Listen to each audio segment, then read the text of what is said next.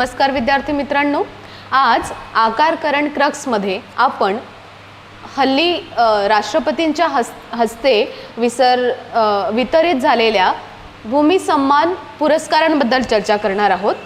राष्ट्रपतींच्या हस्ते हे जे पुरस्कार वितरित करण्यात आलेले आहेत, स्वातंत्र्यानंतर म्हणजे इवन 75 वर्षांमध्ये पहिल्यांदा आपल्याला अशा प्रकारचे जे पुरस्कार आहेत ते आपल्या देशामध्ये वितरित झालेले दिसून येतात आणि म्हणून यांचं इम्पॉर्टन्स आपल्याला परीक्षेच्या दृष्टीने अनन्यसाधारण आहे।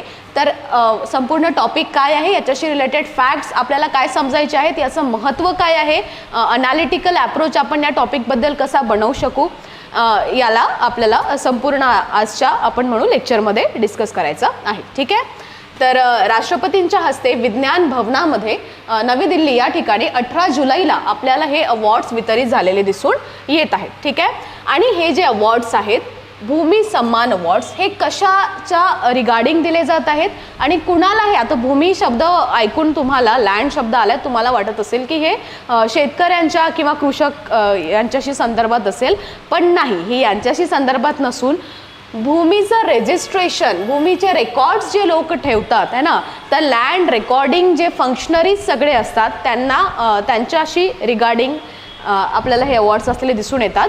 आणि आपण असं म्हणूयात की जे उच्च स्तरावर अधिकारी जे संपूर्ण मॅनेजमेंट जी आहे ते बघत असतात, जे डिस्ट्रिक्ट कलेक्टर्स आहेत, सेक्रेटरिएट आहेत, यांना हे जे अवॉर्ड्स आहेत हे वितरित करण्यात आलेले आहेत। ठीक आहे, कारण की आपण म्हणू की यांच्या प्रतिनिधित्वाखाली जे आहे संपूर्ण काम ते करून घेत असतात आणि त्यामुळे टार्गेट कंप्लीट करणे आणि हे सगळं जे आहे पूर्ण ध्येयापर्यंत पोहोचणे याची जी आपण म्हणू की क्रेडिट आहे ते संपूर्ण या अधिकाऱ्यांना आपल्याला या पुरस्काराद्वारे दिलेला दिसून येत आहे। ठीक आहे, चला जस्ट अ मिनिट।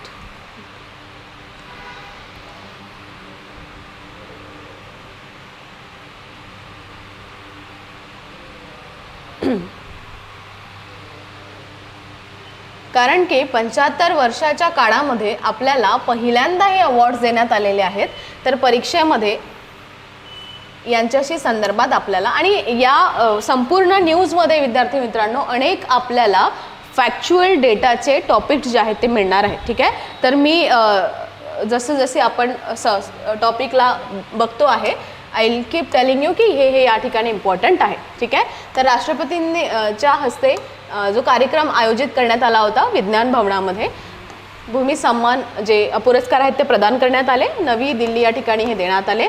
मंत्रालय हा प्रश्न तुम्हाला येऊ शकतो है ना, तर कोणतं मंत्रालय आहे ज्यांच्या आपण म्हणू की ज्यांनी हे ऑर्गनाईज केलं आहे, तर ते आहे rural development ministry, union ministry of rural development, कारण स्टेटमध्ये पण ही मिनिस्ट्री असते, तर union ministry of rural development. ठीक आहे, केंद्रीय ग्रामीण विकास मंत्रालय यांच्याद्वारे आपल्याला हे पुरस्कार आयोजित करण्यात आलेले दिसून येतात। ठीक आहे, बरं, मग आता याच्याशी रिगार्डिंग महत्त्वाचा काय तपशील आहे, काय कंटेंट आहे महत्त्वाचं, तर 9 राज्यांचे सचिव, ठीक आहे, स्टेट सेक्रेटरीज जे आहेत 9, यांच्याशिवाय 68 डिस्ट्रिक्ट कलेक्टर्स, जिल्हा अधिकारी, एवढ्या अधिकाऱ्यांना आपल्याला हे पुरस्कार देण्यात आलेले दिसून येतात। MP या राज्याने या आपण म्हणू की पूर्ण कॅटेगरीमध्ये बाजी मारलेली आहे। MP मध्ये लँड रेकॉर्ड्स जे आहेत ना, म्हणजे जमीन कोणाच्या नावावर आहे हे कोतवालापासून आपण बघतो की हे सगळे रेकॉर्ड्स ठेवलेले असतात, तर याचं डिजिटलायझेशन इज व्हेरी इम्पॉर्टंट। कारण आपल्याला माहिती आहे भारत हा एक कृषीप्रधान देश आहे, जमिनीच्या संदर्भात आपल्या देशामध्ये बरेच भांडण तंटे है ना, कोर्टामध्ये सारखे लोकांचे आयुष्य या चक्रामध्ये जात असतात, त्यामुळे लँड रेकॉर्ड्सचं डिजिटलायझेशन इज व्हेरी इम्पॉर्टंट। त्याशिवाय या ठिकाणी म्हणजे आपण याला 2 धारी तलवार असं म्हणू शकतो की जर ते करेक्ट फॉर्ममध्ये असतील तर they are like blessing for the administrative and management system, obviously सिटिझनसाठी सुद्धा, पण त्यामध्ये जर भ्रष्टाचार असेल, लँड रेकॉर्ड्समध्ये काही कमी जास्त झालं तर ते जे आहे आपण म्हणू की जनतेमध्ये अराजकता त्याच्यामुळे निर्माण होते है ना, आणि भांडणतंटे सुद्धा वाढत असतात। आणि म्हणून जर यांचं डिजिटलायझेशन झालं तर या ठिकाणी डुप्लिकसी होणार नाही, हे रेकॉर्ड्स कायमस्वरूपी टिकून राहतील, अनेक प्रकारच्या नॅचरल कलॅमिटीज येतात. समजा आता कागदपत्रांवर जे काही रेकॉर्ड्स असतील तर ते पुरांमध्ये, फ्लड्समध्ये, तिथे जर आग लागली तर अशा वेळेस ते नष्ट होऊ शकतात. पण डिजिटलायझेशनमध्ये मुळे असा कुठलाच चान्स राहत नाही. आणि म्हणून ही जी पूर्ण सिस्टीम आहे किंवा आपण म्हणू की modernisation of the records and land records आहे, ही त्याचं कम्प्युटरायझेशन जे आहे हे फार आपण म्हणू की रिव्हॉल्युशनरी आपल्याला असलेलं दिसून येत आहे आपल्या देशासाठी. आणि यामध्ये MP बाजी मारलेली आहे. ठीक आहे, तर MP संपूर्ण भारतामध्ये फर्स्ट आलेला आहे. Is this second important fact जे तुम्हाला परीक्षामध्ये याच्या रिगार्डिंग येऊ शकते. सगळ्या एक्झाम्सच्या, इवन आपली जे स्टेट MPSC आहे किंवा UPSC आहे, तर स्पेसिफिकली MPSCमध्ये पण आपण आता बनतो आहे की जे आपले नॅशनल सगळे करंट अफेअर्स असतात याला जास्त महत्त्व दिलं जातं है ना. स्पेसिफिकली जे स्टेटचे रिगार्डिंग असतील ते कमी प्रमाणामध्ये विचारले जातात. ठीक आहे, तर झालं आता MP आपण बघितलं. याशिवाय MPमध्ये 15 जे आहे गावं ते संपूर्ण 100% डिजिटलाइज लँड रेकॉर्ड जे आहेत त्या गावांमध्ये आपल्याला असलेले दिसून येत आहेत. ठीक आहे, तर याला प्लॅटिनियम ग्रेडिंग, पुढे आपल्याकडे हे फॅक्ट्स आहेत लिहिलेले, ते आपण अजून बघूयात पुढे की प्लॅटिनम ग्रेडिंग यांना देण्यात आलेली आहे. ठीक आहे, चला मग हे आपण बघितलं की 9 राज्यांचे सचिव आणि 68 जिल्हाधिकारी यांना हा अवॉर्ड देण्यात आलेला आहे. स्कीमचं नाव कोणतं आहे? ठीक आहे, तर ज्या स्कीमच्या आतमध्ये आपल्याला हे संपूर्ण कार्य संपन्न होताना दिसून येत आहे ती स्कीम 2016 आलेली आहे, डिजिटल इंडिया लँड रेकॉर्ड्स. ठीक आहे, तर याला digital India land record modernisation programme हे याचं संपूर्ण नाव आहे. Digital India land records modernisation programme. जे बघत आहेत त्यांनी प्लीज नोट डाऊन करून ठेवावे. 2016 आलेली ही स्कीम आहे आणि 100% केंद्र सरकारची स्कीम आहे, ज्याला आपण सेंट्रल सेक्टर स्कीम असं म्हणतो. पुन्हा याच्या बाबतीत एक महत्त्वाचं काय आहे की याच्या आधी national land record modernisation programme नावाची स्कीम आली होती. ठीक आहे, इथे लिहून देते मी तुम्हाला. नॅशनल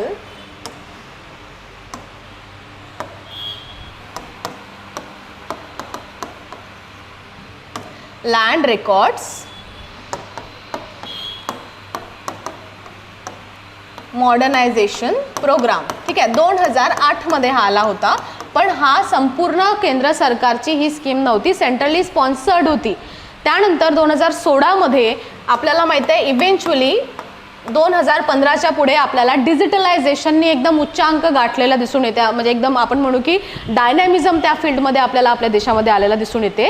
आणि 2016च्या पुढे 2031 मार्च 2024 पर्यंत संपूर्ण भारतामध्ये सगळ्या लँडचा जो रेकॉर्ड आहे ना, 2.4% ऑफ दी लँड जगाची आपल्याकडे आहे.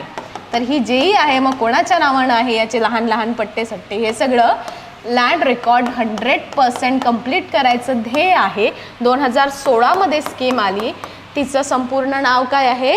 Digital India land record modernisation programme है ना. Digital India land record modernisation programme DILRMP. ठीक आहे, जे लोक 2025च्या डिस्क्रिप्टिव्ह MPSCसाठी प्रिपेअर करत आहेत त्यांच्यासाठी सुद्धा अशा स्कीम्स माहिती असणे, त्यांचे ध्येय लर्न असणे, त्यांच्याशी इम्पॉर्टंट फॅक्ट आपल्याला तुम्हाला माहिती असणे. एकदा ही स्कीम तिचं इम्पॉर्टन्स तुम्हाला समजलं ना की चिरकाळ आपल्याला ते आठवण राहते. आणि स्टेट आणि सेंटर यांच्यामध्ये कोऑपरेटिव्ह फेडरलिझमचा जो टॉपिक आपण पॉलिटीमध्ये अभ्यासत असतो त्याच्यासाठी एक्झाम्पल देताना ह्या स्कीमला तुम्ही फार इफेक्टिव्हली प्रेझेंट एक्झाम्पलमध्ये करू शकता. ठीक आहे, तर तुमच्या मेन्सचा टॉपिक कंटेंट आहे हे सगळं. चला ठीक आहे, तर मग ही जी स्कीम होती national land record modernisation program 2008ची, जी फक्त सेंट्रली स्पॉन्सर्ड होती, ती 2016 संपूर्ण केंद्र सरकारने पैसा देऊन म्हणाले की आता संपूर्ण डिजिटलायझेशन करा, आम्ही बॅकअप देतो आहे ना. मग आता याच्याशी रिगार्डिंग काम करत करत 2023 भरपूर पुढे आपण आलेलो आहे. चलो ठीक आहे, उत्कृष्ट कामगिरी करण्यात आलेली आहे. DILRMP digital India land record modernisation programme, आधुनिकीकरण कार्यक्रम है ना, मॉडर्नायझेशन प्रोग्राम लँड रेकॉर्डचा हा आपल्याला असलेला दिसून येतो. तर छोटासा पॅराग्राफ आहे, याच्यामध्ये काय लिहिलेलं आहे की ॲक्सेलरेशन ऑफ रुरल डेव्हलपमेंट, जो ग्रामीण विकास आहे याच्यामध्ये भारताच्या विकासामध्ये ग्रामीण विकास फार महत्त्वाचा आहे, है ना. बरं, मग आणि ग्रामीण विकास कशावर डिपेंड आहे? जमिनीवर, है ना. कारण या ठिकाणी व्यवसाय पण काय आहे? कशाशी रिगार्डिंग आहे? लँड. आणि जर लँड रेकॉर्ड्स आपल्याकडे व्यवस्थित असतील तर these are the basic requirements of livelihood of most of the rural population. आणि म्हणून आपण म्हणू की डायरेक्टली इनडायरेक्टली या गोष्टीचा, लँड रेकॉर्ड्सचा संबंध भारताच्या विकासाशी आहे, भारताच्या सुदृढ भविष्याशी आहे. आणि म्हणून अशा स्कीम्स व्हेरी इफेक्टिव्ह इम्प्लिमेंटेशन जे आहे ते आपल्या जे डेमोक्रेसी आहे भारताची त्याच्यासाठी आपल्याला परिणामकारक असलेलं दिसून येतं, है ना. ओके, तर आता या स्कीमबद्दल आधी जाणून घेऊया की ही जी digital India land record modernisation programme नावाची स्कीम आहे याच्यामध्ये काय काय आपल्याला जाणणे महत्त्वाचं आहे.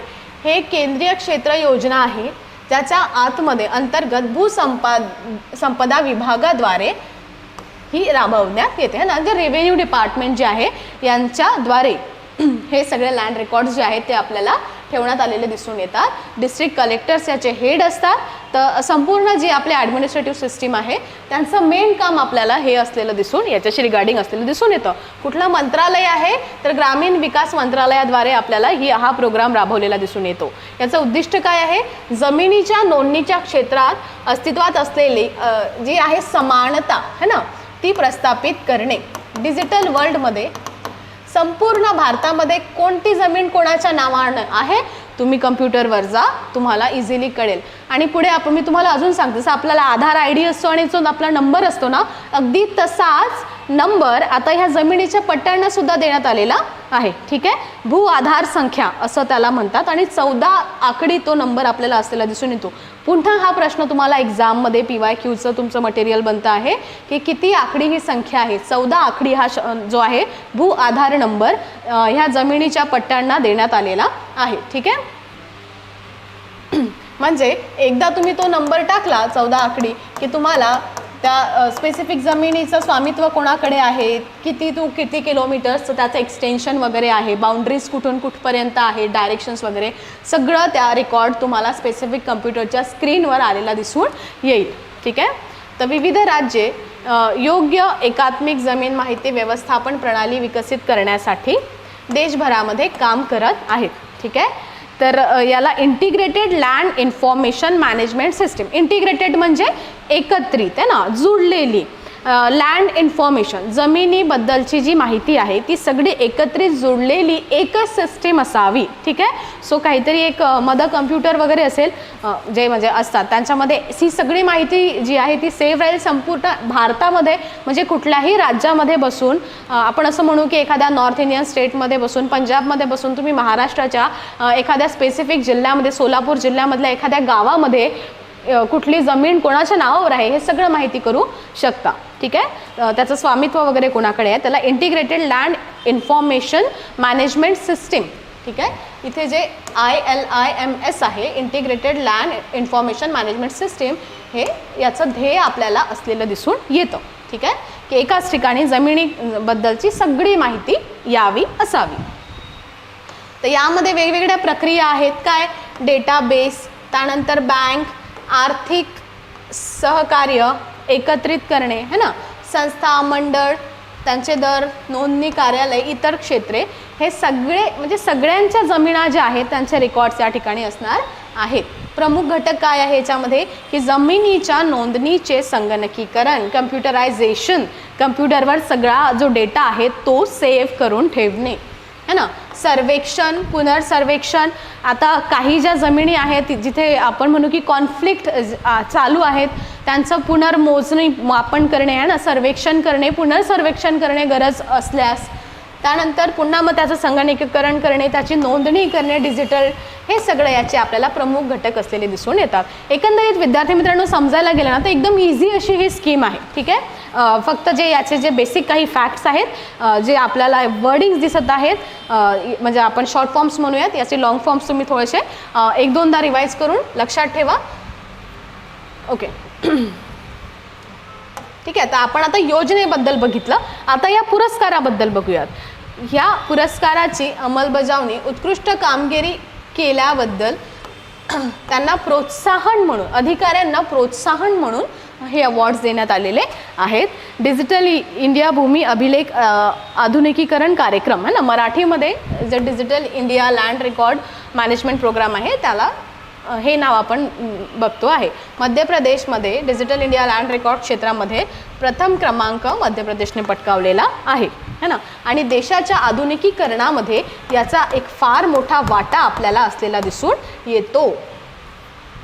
ओके, हे आपण पहिले चर्चेमध्ये डिस्कस केलं आहे की मध्य प्रदेशमध्ये 15 जिल्ह्यांना 100% लँड रेकॉर्ड, ठीक आहे, कुठलीच कॉन्फ्लिक्ट वगैरे नसून छान सगळं स्वामित्व त्यांचं 100% वगैरे आपण म्हणू व्हेरीफाय, सर्वेक्षण, पुनर्सर्वेक्षण या पूर्ण प्रोसेसमध्ये जाऊन म्हणजे टकाटक रेडी झालेले आहेत. आणि त्यामुळे त्यांना प्लॅटिनम प्रतवारी है ना, प्लॅटिनम ग्रेडिंग देण्यात आलेली आहे. आता हे सुद्धा तुमच्या प्रीच्या MCQचं मटेरियल होऊ शकतं की 100% लँड रेकॉर्ड ज्या जिल्ह्यांमध्ये तयार झालेले आहेत त्यांना कुठल्या प्रकारची ग्रेडिंग देण्यात आलेली आहे. गोल्डन वगैरे, सिल्वर वगैरे असे सगळे शब्द तुम्हाला येऊ शकतात. तर रिमेंबर, प्लॅटिनम ग्रेडिंग त्यांना देण्यात आलेली आहे. ठीक आहे, हे विश्वास आणि भागीदारी, ट्रस्ट आणि पार्टनरशिप कोणाकोणामध्ये, केंद्र आणि राज्य. ठीक आहे, तर मी जे सेंटर आणि स्टेट यांच्यामध्ये कोऑपरेटिव्ह फेडरलिझमचं प्रिन्सिपल आपलं संविधान आपल्याला सांगत असतं घेऊन चालावं, त्याचं उदाहरण हे सगळ्यात मोठं आपल्याला असलेलं दिसून येत आहे. ठीक आहे, रिव्हेन्यू म्हणा किंवा मग जमीन म्हणा, हे राज्याचा आपल्याला विषय असलेला दिसून येतो किंवा राज्य सरकारच्या स्पेसिफिक मॅनेजमेंट ॲडमिनिस्ट्रेशनसाठी या गोष्टी फार महत्त्वाच्या असलेल्या दिसून येतात. केंद्र सरकार आपलं एक वेगळ्या क्षेत्रामध्ये जास्त करून काम करतं, पण राज्याच्या एवढ्या महत्त्वाच्या विषयामध्ये केंद्र सरकारने 100% पैसा देऊन त्याचा डिजिटलायझेशनला एवढं महत्त्व दिलं आणि त्यामुळे या दोघांच्या ॲडमिनिस्ट्रेशनमध्ये कोऑपरेटिव्ह फेडरलिझमचं प्रिन्सिपल आपल्याला प्रॅक्टिस मॅनिफेस्ट झालेलं, manifest is a better word, manifest झालेलं दिसून येत आहे ना. प्रतवारी प्रणाली मुख्यत्वे केंद्रस्थानी राज्य आणि केंद्रशासित प्रदेशांचा अहवाल आणि ओके भूमी अभिलेख, यस, डिजिटलायझेशन आणि